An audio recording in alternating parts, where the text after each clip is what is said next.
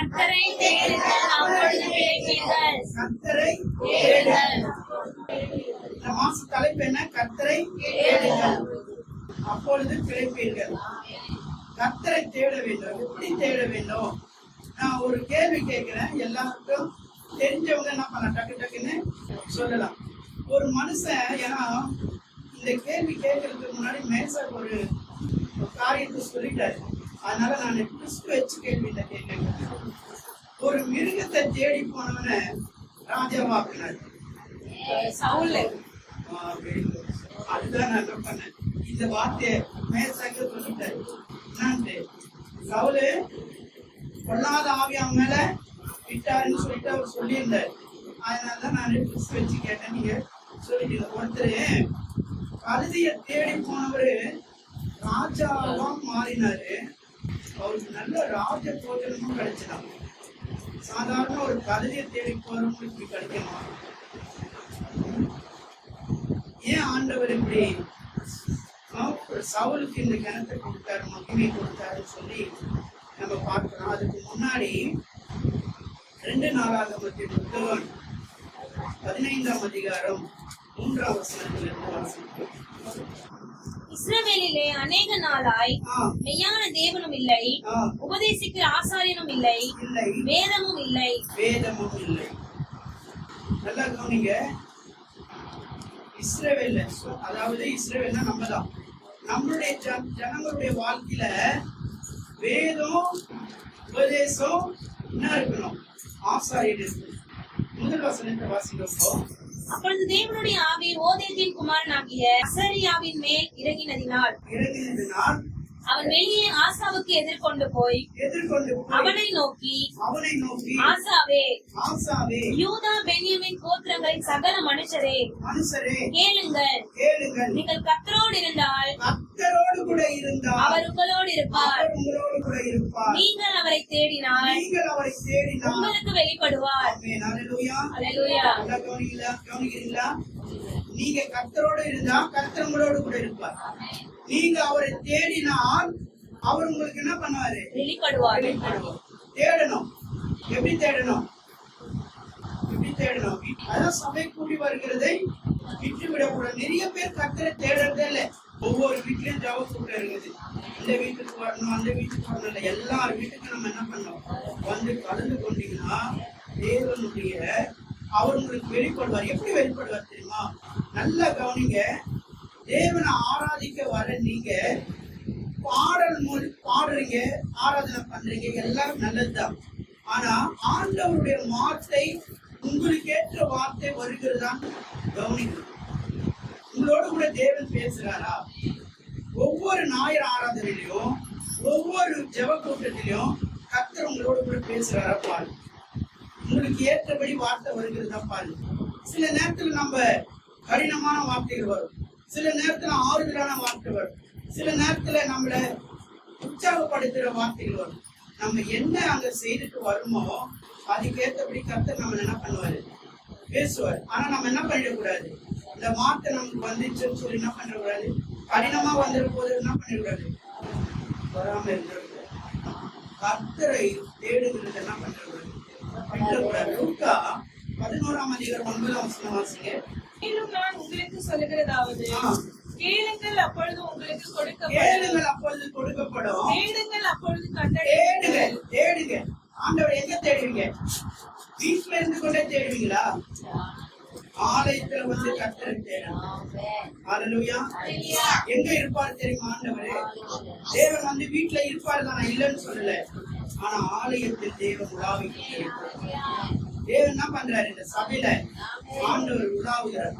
உங்க குடும்பங்களில நீங்க என்ன பண்ண? ஆண்டவரை தேடணும். எப்படி தேடணும்?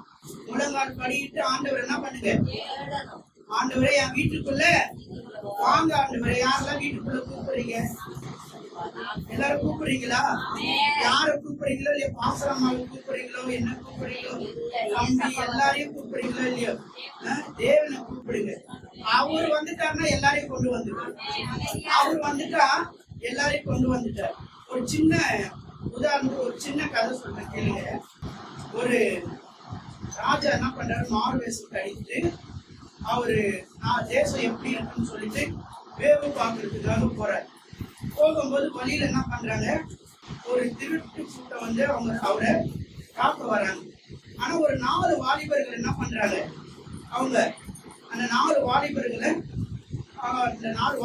ராஜாவை காப்பாத்திடுறாங்க. காப்பாத்திட்டு அவர் போயிட்டாரு. ராஜான்னு தெரியாது, இவங்களுக்கு தெரியாது. ஆனா ராஜா சொல்றாரு, உங்களை நான் நாளைக்கு சந்திக்கிறேன்னு சொல்லிட்டு போயிட்டாரு. ஆனா இவர் இந்த வாலிப பிள்ளைங்க கஷ்டப்படுற 4 வாலிபர்கள். அப்போ ராஜா அரண்மனைக்கு போனாரு. அவங்க இந்த 4 பேருடைய டீட்டெயிலாம் கேட்டு வீட்டுக்கு ஆள் அனுப்பி கூப்பிடுறாரு. ராஜா உங்களை கூப்பிடுறாரு. எதுக்காக ராஜா கூப்பிடுறாரு அப்படின்னு உங்களுக்கு புரியல. அப்போ போகும்போது நான் இரவுல மாறு வேஷத்துல வந்தேன், நீங்க தான் என்ன அந்த திருட்டு கூட்டத்துல இருந்து அந்த திருடர்கள் கையில இருந்து நீங்க 4 பேர் காப்பாத்தீங்க. உங்களுக்கு என்ன வேணுமோ கேளுங்க, நான் தரேன். என்ன வேணுமோ தரேன். ஒருத்தன் கேட்கிறான், எனக்கு ஒரு நல்ல பொண்ணை பார்த்து கல்யாணம் பண்ணி வைக்க. இன்னொருத்தன் கேட்கிறான், எனக்கு வேலையை தாங்க. முதலாளி என்ன கேட்கிறான், கல்யாணம் பண்ணி வைங்க, நல்ல அழகான பொண்ணை பார்த்து கல்யாணம் பண்ணி வைங்க. 2வது ஒருத்தன் கேட்கிறான், எனக்கு வேலை இல்லை, எனக்கு ஒரு நல்ல வேலையை தாங்க. 3வது கேட்கிறான், என்ன கேட்கிறான்னா, எனக்கு ஒரு வீடு இருக்கு, அது பாலடைஞ்சு இருக்கு, அதை கட்டிட்டாங்கன்னு சொல்லிட்டு. 4வது ஒருத்தன் வந்து கூப்பிட்டான், நீ என்னப்பா ஐயா, எனக்கு ஒண்ணும் வேணாம், என் ராஜா மட்டும் ஒரு நாள் என் வீட்டுக்கு வந்தா, ராஜா மட்டும் ஒரு நாள் வந்தா போதும். அப்போ ராஜா என்ன பண்றாரு, சரி ஒத்துக்கினாரு. அப்போ ராஜா போனா சும்மா இருக்கு சாதாரணமா போயிட முடியுமா? அந்த இடத்த போய் என்ன பார்க்கணும். அவன் போற இடம், ராஜா போறதுக்கு முன்னாடி அமைச்சர்கள் எல்லாம் போய் பாக்குறாங்க. அந்த இடம் என்னவா இருக்குது, சேரும் சகதியமா குண்டும் புளியமா இருக்குது. உடனே என்ன பண்ணா, ரோட போட சொன்னாரு ராஜா. 2வது அவன் இருக்கிற வீடு ஒரு குடிசை வீடு, அதுவும் இடிஞ்சு போய் கிடக்குது, அதுல போய் தங்குவார ராஜா. உடனே மாளிகை கட்டுறான்னு சொன்னாரு. மாளிகை கட்டிட்டான். உடனே இவன் எல்லாம் பழைய வஸ்திரம் போட்டுக்கொண்டு வறுமையில தரித்திரத்துல இருக்கிற அவனுக்கு வேண்டியதெல்லாம் செய்யறாங்க. அடுத்தது பார்த்தா அவனுக்கு என்ன பண்ண, நல்ல ஒரு வேலையை என்ன பண்ணு, ராஜ சமூகத்துல நல்ல வேலையை போட்டு கொடுத்துட்டாரு. அடுத்தது ஒரு திருமணத்தை என்ன பண்ணிட்டாரு, நடத்தி வச்சுட்டாரு. ராஜா அவன் ஒவ்வொருத்தரும் ஒன்னொன்னு கேட்டு முடிச்சுட்டான். இவன் ராஜாவை கேட்டதுனால ராஜா ராஜாவை நீங்க பிடிச்சிட்டீங்கன்னா உங்களுக்கு எல்லாமே தருவாங்க. நாங்க ஒன்னொன்னாலும் அவங்களுக்கு வாங்கி தருவோம். அவரு வந்தாருன்னா எல்லாமே அதனாலதான் அவரை தேடுங்கன்னு சொல்லுவோம். கர்த்தர் என்ன பண்ணுங்க, தேடுங்க, அப்ப வெளிப்படுவாரு. இதே வசனம் மத்திய 7:7 வாசிங்க. கேளுங்கள் அப்பொழுது கொடுக்கப்படும், தேடுங்கள் அப்பொழுது தொடர்ந்து வாசிங்க. திறக்கப்படும், தேடுகிற எவனோ கண்டடைவான். இங்க என்ன சொல்லப்படுது, தேடுகிற எவனோ கண்டடைவான். தேடுங்க. கர்த்தரை தேடுறதுன்னா எங்கெங்கயும் போய் தேடுறது இல்ல, உங்க இருதயத்திலே அந்த வார்த்தை, இந்த வேத வசனத்திலே ஆண்டவர் இருக்கிறார். எப்படி தேடுவீங்க? வாசிங்க ஏசாயா 34:16.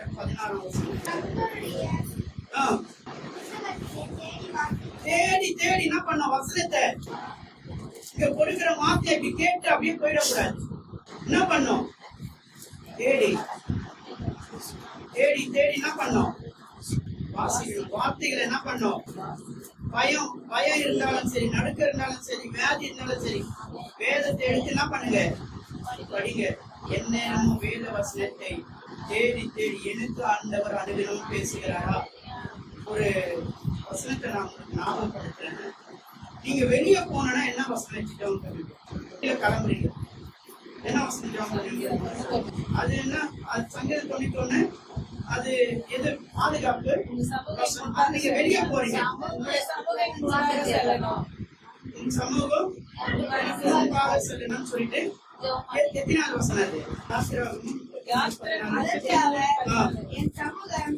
முன்பாக செல்லும். அப்போ வெளியே போனோம்னா என்ன பண்ண, இந்த வசனத்தை சொல்லிட்டு ஜெபம் பண்ணிருக்கோம். சரி, நீங்க ஏதாவது ஒரு காரியம் எடுக்கிறீங்க, அதை நீங்க செய்யணும். அப்ப என்ன பண்ணுவீங்க, இன்று முதல் என் போக்கிய வரைக்கும் ஆசீர்வதிங்கன்னு சொல்லிட்டு ஒவ்வொருத்துக்கும் ஒவ்வொரு வசனம் இருக்கு. அந்த வசனத்தை சொல்லிட்டு தேவனை தேடிட்டு போகணும். வெளியே போறதுக்கு முன்னாடி போய் நீங்க வேலை தேட போனாலும் இல்ல ஏதாவது தேட போனாலும் கர்த்தரை தேடிட்டு நீ போ. கர்த்தரை நம்பி கர்த்தரிடத்துல உன்னுடைய முறையிட்ட செலுத்திட்டு போ. அதுக்கப்புறம் ஆண்டவர் என்ன பண்ணுவாரு? உனக்கு வேண்டியதெல்லாம் கர்த்தர் செய்வார். ஏன்னா இந்த வசனம் என்ன சொல்லுது? அவரை தேடுகிறவர்கள் கண்டடைவார்கள். கர்த்தரை தேடுனா ஆண்டவர் என்ன பண்ணுவாரு? உங்கள் வாழ்வு செழிக்கும். கர்த்தரை நம்புகிறவன் செழிப்பான் சொல்லப்படும். நீதிமொழிகள் 28:25 வாசிங்க. வெறும் நெஞ்சன் வழக்கை கொள்ளுகிறான், கர்த்தரை நம்புகிறவனோ செழிப்பான். கர்த்தரை நம்புகிறவன் என்ன பண்ணுவானா? கர்த்தரை தேடினா உனக்கு செழிக்கும், ஆசீர்வாதம். என்ன எப்படி தேடணும்? ஆலயத்துக்கு கூடும்போது நம்ம எல்லாரும் கூடி வரணும். வீட்டு கூட்டங்களுக்கு என்ன பண்ணோம்? கூடி வரணும். நம்ம வீணா என்ன பண்ற? வீடுகள்ல நிறைய பேரு வீணா நேரத்தை போக்கிக் கொண்டிருக்கிறோம். ஏன்னா வசனம் சொல்லுது, மத்திய நம்ம ஏற்கனவே பார்த்தோம். மத்திய 6ஆம் அதிகாரம் 33ஆம் வசனம் என்ன சொல்லுது?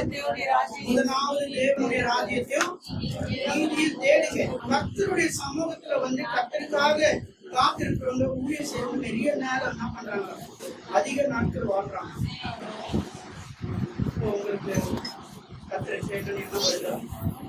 யாரெல்லாம் வாழ போறீங்க? நிறைய நாள் எல்லாரும் 140 வயசு யார் வாழணும்? சில பேர் சொல்றீங்க, ஐயா எனக்கு 40 வயசே வேணாம் ஐயா, 50 வயசு வேணாம் அப்படின்னு சொல்லலாம். ஆனா நீ நிறைய நாள் வாழணும் தான் தேவன் விரும்புறாரு. ஒரு ஆயுசு பெருகுன்னு சொல்றாரு.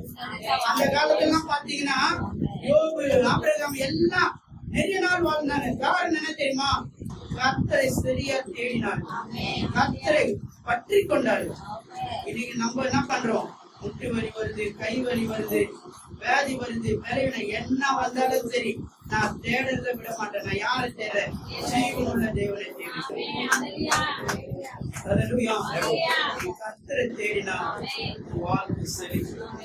இந்த ஞாயிற்று ஆராதனையை மிஸ் பண்ண நிறைய காரியங்கள்ல நான் கூட சில நேரத்துல ஞாயிறு ஊழியக்காரா இருந்தாலும் சரி, ஞாயிறு ஆராதனையை மிஸ் பண்ணா நம்மளுடைய ஆசீர்வாதம் குறைஞ்சிடும். இன்னைக்கு இந்த சபை குடும்பம் இருக்குல்ல, சபை நடத்துறவங்க இவங்க ஏன் இவங்க ஆண்டவர் படிப்படியா ஆசீர்வதிக்கிறார், உயர்த்துறார் தெரியுதா? என்ன சொன்ன அந்த ஐயா எங்க உடம்பு சரியில்லைன்னா கூட அவர் ஜுரத்தின் மத்தியில வந்து உட்காந்துருவாங்க. அதன் மத்தியில என்ன பண்ணுவாராம்? வந்து சொல்லுவாங்க, ரெஸ்ட் எடுத்துக்கணும்னு சொல்லுவாங்கன்னா ஆனா அவர் என்ன பண்ண மாட்டாங்க, வந்துடுவாங்க. அதனாலதான் ஆண்டவர் என்ன பண்றாரு? நமக்கு ஒரு சின்ன பலவீனனா கூட என்ன பண்ணிடுறோம்? பயந்துடும், சோர்ந்து போயிடும், வரமாட்டோம்.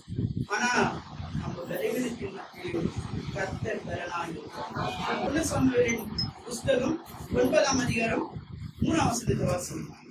சவுலின் தகப்பனாகிய கீசுடைய கழுதைகள் காணாமல் போயிற்று. ஆகையால் கீஸ் தன் குமாரனாகிய சவுலை நோக்கி, நீ வேலைக்காரரில் ஒருவரை கூட்டிக் கொண்டு கழுதைகளை தேட புறப்பட்டு போ என்றான். என்ன சொல்றான்? கழுதையை தேடுறதுக்கு யார் அனுப்புறான்? சவுல் அனுப்புறான். எது தேடின்னு போறான்? தேவன் என்ன பண்றாரு?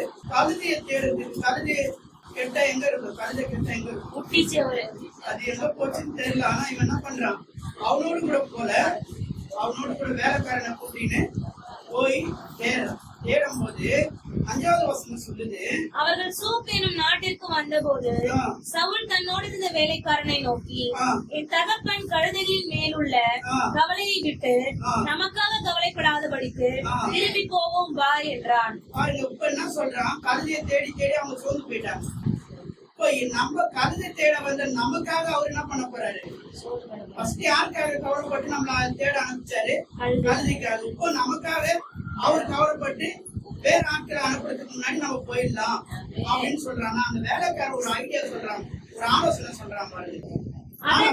அதற்கு அவன், இதோ இந்த பட்டணத்தில் தேவனுடைய மனுஷன் ஒருவர் இருக்கிறார். பட்டணத்துல யார் இருக்கிறாரா? தேவனுடைய மனுஷன் இருக்கிறாரு. அவர் பெரியவர். அவர் சொல்லுகிறதெல்லாம் தப்பாமல் நடக்கும். அங்கே போவோம். ஒருவேளை அவன் நாம் போக வேண்டிய நம்முடைய வழியை நமக்கு தெரிவிப்பார். பெரியவர் வயது சென்றவர், முதியவர். நம்மளுடைய வாழ்க்கையில ஏன் நம்ம ஊழியத்துல 5 ஊழியக்காரங்க இருக்கிறாங்க 5 ஊழியக்காரர் காட்டிலும் எதுக்காக அடிமைக்கு சில வாய்ப்பெல்லாம் கொடுக்குறாங்கன்னா ஒரு வயதுல பெரியவங்க ஊழியத்துல அனுபவசாலினதுனாலதான் அவங்க என்ன பண்றாங்க சில கிணத்தை என்ன பண்றாங்க சபையாரு கொடுக்குறாங்க. இல்லைன்னா அவங்க என்ன பண்ண மாட்டாங்க, கொடுக்கறதுக்கு வாய்ப்பு இருக்காது. அவங்கள போல இளம் ஊழியர்களா இல்ல, அது கொஞ்சம் வயதுலயும் அனுபவத்திலயும் ஊழியத்துல வளர்ந்தவங்க. அவங்கள நம்ம என்ன பண்ணோம், கிணப்படுத்தணும். அது போல இவர் என்ன சொல்றாரு, இந்த வேலைக்காரர் ஒரு பெரியவர் இருக்கிறாரு, அவர் சொல்றதெல்லாம் என்ன பண்ணோம் தப்பா பண்ணோம். அவர் கையில என்ன இருக்கு, தேவனுடைய வார்த்தை இருக்கு. 7ஆம் வசனம் சொல்லுது பாருங்க. அப்பொழுது சவுல் தன் வேலைக்காரனை பார்த்து, நாம் போனாலும் அந்த மனுஷனுக்கு எண்ணத்தை கொண்டு கொடுப்பாங்க தெரிஞ்சிருக்கு. அந்த காலத்துல யூதர்கள்லாம் தேவனுடைய தீர்க்கதரிசிகளை பார்க்க போனா, ஒரு ஊழியக்கார பார்க்க போனா என்ன பண்ணோம், காணிக்கை கொண்டு போனோம். நாம் போனாலும் அந்த மனுஷனுக்கு எண்ணத்தை கொண்டு போவோம், நம்முடைய பைகளில் இந்த தின்பண்டங்கள் செலவழிந்து போயிட்டு தேவனுடைய மனுஷனாகி அவருக்கு கொண்டு போகிறத காணிக்கை நம்மிடத்தில் ஒன்றுமில்லையே என்றார். அந்த வேலைக்காரன் பின்னும் சவுலை பார்த்து, இதோ என் கையில் இன்னும் 1/4 சேக்கல் வெள்ளி இருக்கிறது, பணம் இருக்குது, பணத்தை நான் என்ன பண்ணிடுறேன், காணிக்கையா கொடுக்கலாம் வாங்க. அப்போ ஒரு விஷயத்துக்காக நம்ம கர்த்தரை தேட போறோம்னா இது காணிக்காக சொல்ல வரல, நம்ம சரியான கணத்தை, தேவனுக்கு கொடுக்க வேண்டிய கணத்தை, தேவனுக்கு கொடுக்க வேண்டிய மரியாதையை சரியா என்ன பண்ணோம் செலுத்தணும். யோவான் 12:26 என்னை பின்பற்ற கடவன், நான் எங்கே இருக்கிறேனோ அங்கே என் ஊழியக்காரன் இருக்கிறான், ஒருவன் எனக்கு ஊழியம் செய்தார் பிதாவானவர் கனப்படுவார். அப்போ யாருக்கு ஒருவனுக்கு நீங்க என்ன பண்ணுங்க, இந்த இடத்துல யார் இருக்கிறாங்க சபையில, ஊழியக்காரர் இருக்காங்க. ஊழியக்காரர் இருக்கிற இடத்துல தேவன் என்ன பண்ணுவாரு, வந்துடுவாரு. ஒரு ஊழியக்காரர் வந்துட்டாருன்னா அங்க தேவன் என்ன பண்ணிடுவாரு, அவனோடு கூட வந்து நின்றுவாரு. அதுதான் சொல்றாரு, என் ஊழியக்காரன் எங்கேயோ அங்க இருக்கிற ஊழியக்காரன் தேவனை தேடினாதான் அவனும் தேவனை தேடுறவனா இருக்கணும்.